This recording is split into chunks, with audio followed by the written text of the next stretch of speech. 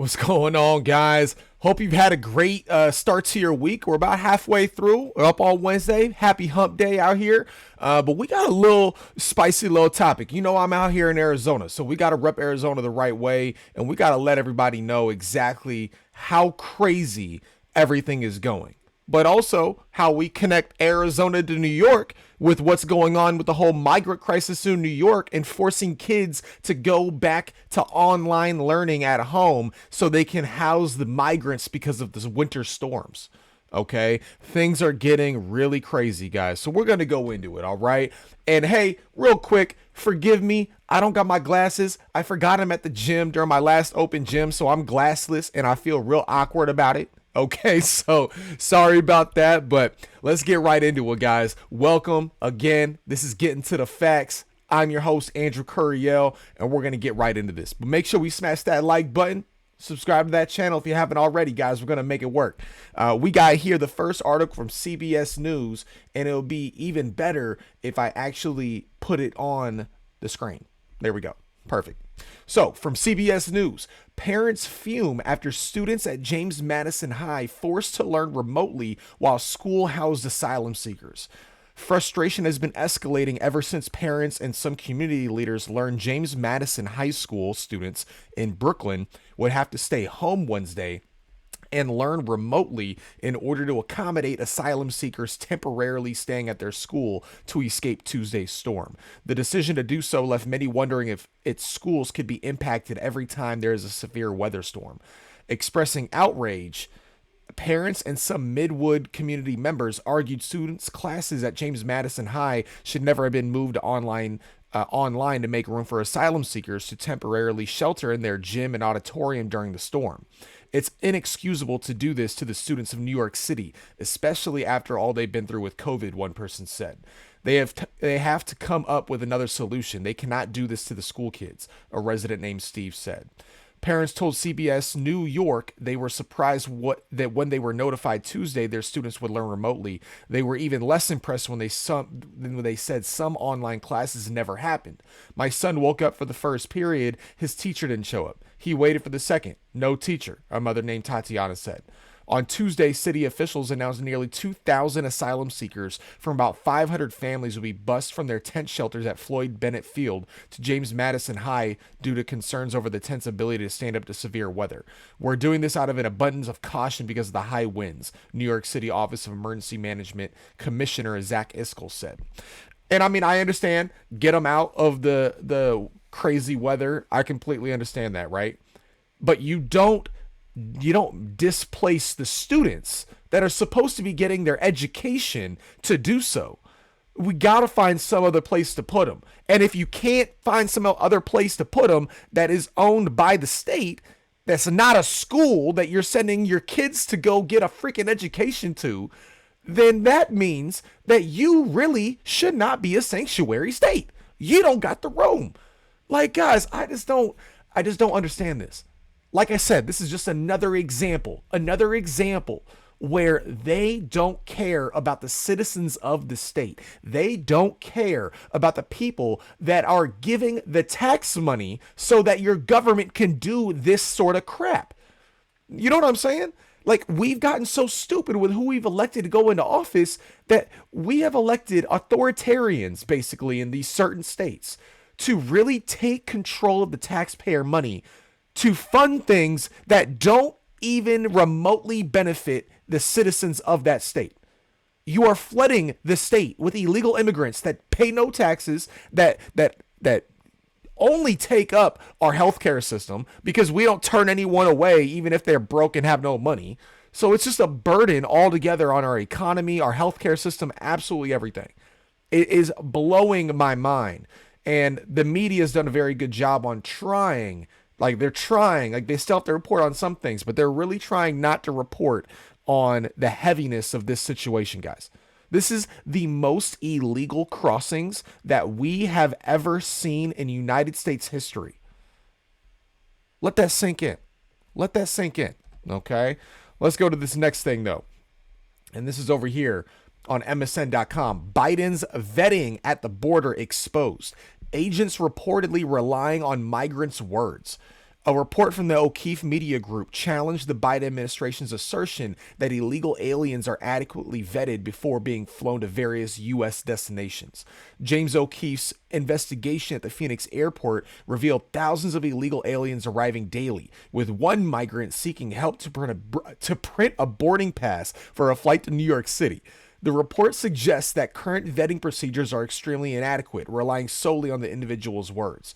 Government claims it is these individuals before putting them on planes, but our reporting and numerous tips from insiders contradict that, O'Keefe wrote. What we found is that agents responsible for vetting the identification of these individuals are relying solely on their word. You and I could not travel without showing our ID numerous times and taking off our shoes, but these supposed refugees, as they're calling them, face none of that security or scrutiny. Arizona, particularly overwhelmed by the surge, has seen its governor deploy National Guard troops to address the situation. Yet again, the federal government is refusing to do its job to secure our border and keep our communities safe, Arizona Governor Katie Hobbs stated. With this executive order, I am taking action their federal government won't. Hold up. Hold the phone. Hold the phone. You know, okay, just so everyone knows, Katie Hobbs is as left of a Democrat can get. Okay? She ran on that. Carrie Lake ran on securing our border, ran on taking care of Arizonians. Okay? Katie Hobbs did the opposite. It has gotten so bad, guys. It has gotten so bad to where Katie Hobbs had to do an executive order to send our National Guard troops there. Like, what? That should be the light bulb going off for everybody else to realize, oh, maybe this thing is really as serious as they're trying to say. No shit, Sherlock. No shit. Like, oh my God, guys. Katie Hobbs, I bet you anything, she was praying she wouldn't have to do something like this. Praying. And still, they're busing and flying migrants out from Phoenix Sky Harbor Airport as we speak. Hundreds upon thousands a day are getting flown all over the country. And James O'Keefe with OMG Media is the only ones that are really trying to expose this. And I got the video that James O'Keefe so gladly made for us, showing them actually following the charter bus that was taking them to the airport. And then the charter bus not allowing them to get off because they recognized it was James O'Keefe. And then calling the cops. Like, I'm telling you guys, it is absolutely nuts. But this is something that we need to pay attention to. Because obviously, this migrant crisis that we are on our southern border it's hurting New York to the level to where they're trying to displace freaking kids to put migrants in there to get them out of the weather. It's just, guys, this is going to a level that we cannot handle and we cannot support. And I think they know this. Again, guys, it's all about the globalization effort. They want a one world type of government structure. And the only way to do that is to break down the structure and the system that has made the United States what the United States is today. It almost seems like they're trying to use the United States as like that center hub of money and power to where they can siphon off all the taxpayer money that the United States is able to use and then just release it across the world and make everyone better. It's exactly what's happening. It's exactly what's happening, guys. And I'm not liking it. This is not what we signed up for, and we need to start paying freaking attention. All right. But let's watch this little clip here from James O'Keefe. Okay. And this is going to show it's a little bit lengthy of a clip, but I think you guys are really going to like it. We're going to play like maybe 6-7 minutes of it. But it's really showing how serious this migrant crisis really is.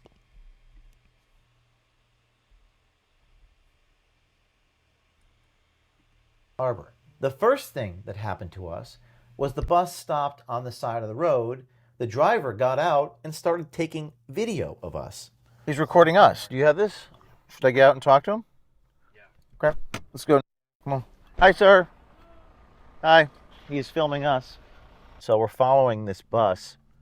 It says American Nation Tour on it, but the website's down, so we're going to try to figure out who's contracting them.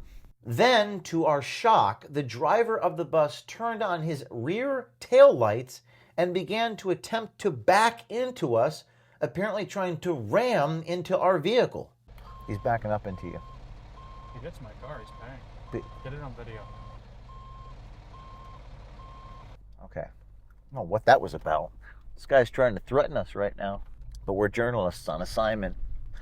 We have that pesky First Amendment, right? You know, we could have this guy pulled over for reckless driving. Yes, we could. He's definitely driving recklessly. This guy almost backed up into us. What happened next was unbelievable. The bus began violently swerving across the interstate in an attempt to evade us. It got on and off on-ramps at the last minute. We captured this one on video. Yeah, he's still trying to do this. Whoa! Whoa, did you get that on video? Did you get that on video? Reckless driving. Get it Whoa, on video. reckless driving. Did you get that on video? Yeah. This bus driver is currently driving recklessly, trying to evade our ability to report on him dropping off the migrants at the airport, trying to evade our journalism. We have a First Amendment right to film and ask questions. Here we go. In fact, the swerving and evasive maneuvering by the bus was so violent that we actually lost track of this particular bus. We went back to 1211 East Apache Street and followed the next bus on the hour. We decided to meet them at the airport and get out of the car before the bus arrived. But when the driver saw us do that, the bus refused to unload the migrants at the terminal because I was standing outside with my iPhone. She's trying to record me. Ma'am, they're evading us. They won't let the immigrants off the bus. They won't let the migrants off the bus. She's blocking traffic. All right, let's get back in the car. They're not going to let them off the buses? This woman was going to let them off, but then she saw me, started filming me, and she keeps going. So standing outside, the bus sat at the terminal outside the door for several minutes before the driver called the Sky Harbor Police. Hi. She's on the phone. She is afraid to open the door of the bus. So we're going to sit here and see what's happening. A few minutes later. So this bus has been evading us for quite some time, pulling up first to the terminal prior, now pulling up to this terminal. She's taking video of us, if you can zoom in on the phone there, and afraid to open the door and let the migrants out into the airport. So we're just going to sit here and until they open the door. She's on the phone, concerned about our presence here. I don't know who she's calling. The driver is clearly upset, staring at me. The police showed up to investigate, asked who we were, and then they left. They've called the police. Every single time they called the police. You know, there is some irony with the bus filled with migrants shipping people via airports, and they're calling the police on an American journalist for reporting on it. Hi, I'm an American journalist. I'm here asking questions. My name is James O'Keefe. Okay. How can I help you? You have your ID? I do, but am I being detained? What do you need to do here at the airport? We're shooting some footage for a news report that we're doing. After the officers showed up, the driver opened the door and the migrants stepped off. It seemed as though law enforcement was being used to intimidate journalists. Calling police on American journalists for reporting on issues. Sir, can I have your name? Yeah. What is your first name? Steve. Steve Butler. Ma'am, what's your name? A1. Sir, what's your badge number and name? 6974. Ma'am, why did you call the police? Ma'am, who do you work for? Ma'am, who do you work for? Here we have the migrants walking in the airport. We're going to walk into the airport with them. And we have the migrants coming into American Airlines, and they're going to be stationed right there. They're cutting the line. We have police officers escorting the migrants. But as the police rounded the corner of the airport, they darted off. not wanting to have any further involvement in the situation. Using some source information our tipsters sent us over Signal and X, we were able to figure out where the buses were coming from originally down near the border. Border Patrol agents refer to them not as migrants or illegal immigrants, but as bodies or tonks, and have told O'Keefe Media they transported them through a series of centers, stations, and tent cities throughout Arizona. The web of facilities is so vast and so complex, it's difficult to even summarize, but we decided to begin somewhere. One of the initial locations is actually on an Indian reservation called Tohono Ono, a completely unknown facility that you cannot visit and has not been reported on.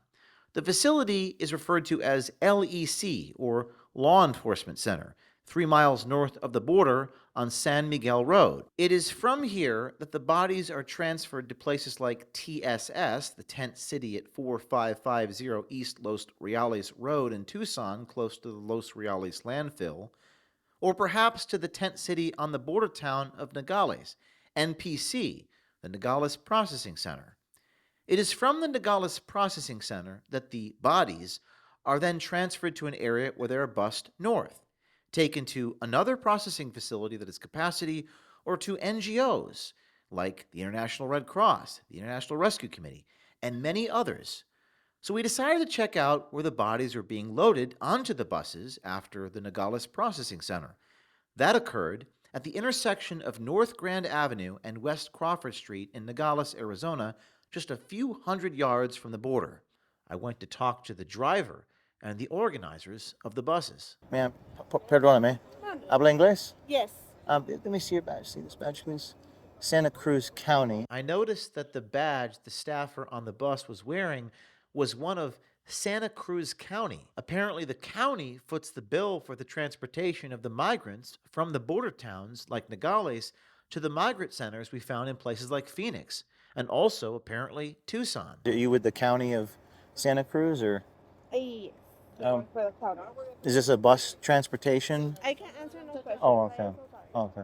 While I was talking to the Santa Cruz County employee, on the rear side of the bus, one of our OMG citizen journalists was talking to American Red Cross workers. They did not know they were being videotaped. This is the Alitas, or is this the American Red Cross?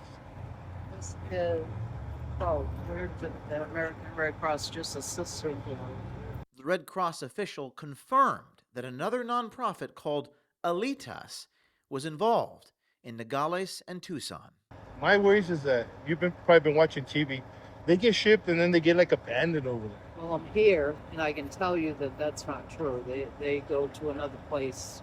But when they get to their Shelter. final destination, like in New York, like they get dumped and people are like helpless. Are you still providing help over there? Because everybody watches the news.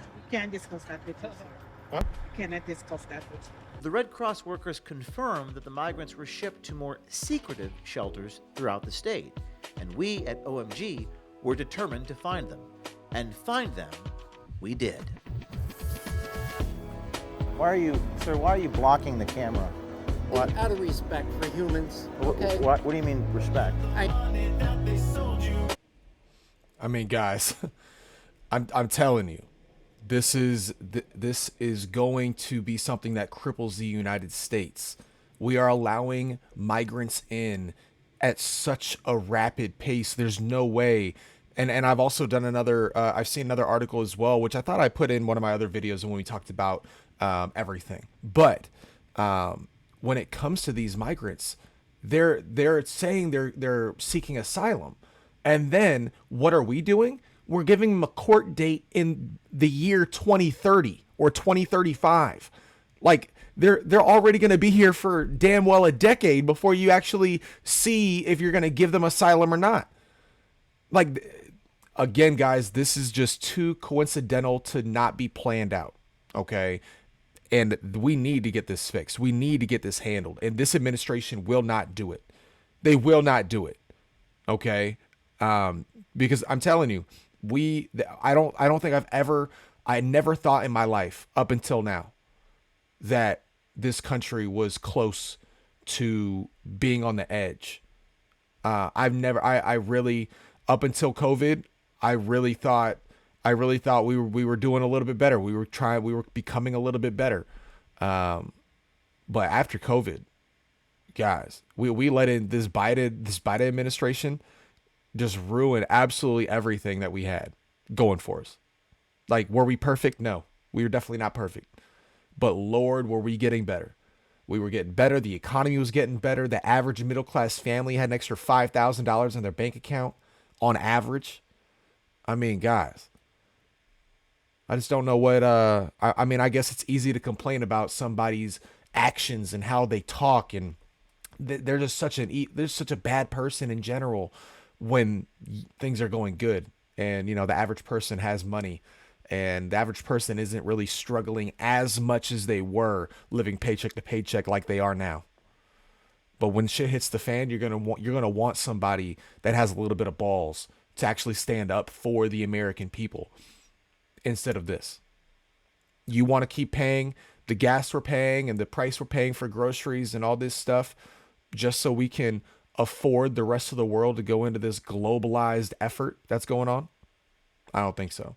I want migrants to come in, okay? I really do. But I want it done legally. I want it done the right way, so that way you're paying taxes. That way you're a benefit to our society, right? But when you're just an illegal coming in, you're not paying taxes. You're a drain on the healthcare system, because you're getting that free healthcare no matter what, especially in California now with the whole Medi-Cal stuff.